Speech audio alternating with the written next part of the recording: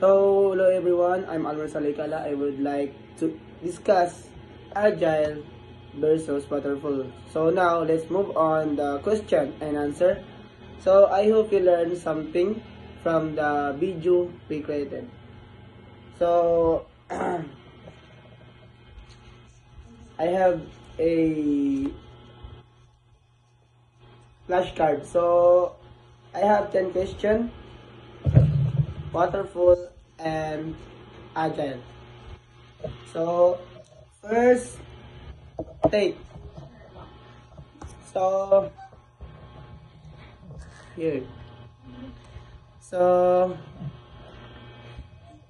the blank is an interactive and flexible approach where development is divided into small increments called sprints. So the answer is Agile model. So next question. So this is the next question. So focuses on short sprint, 1 to 4 weeks with regular reviews. So the answer is Scrum. Next. Third question. Errors are often discovered late in process, increasing the loss of fixing. So the answer is late testing. So proceed the fourth question.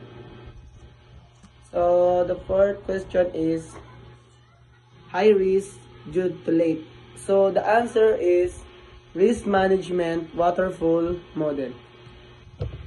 So, fifth question. So, the question is continuous throughout development. So, the answer is Agile model and testing phase. Sixth question.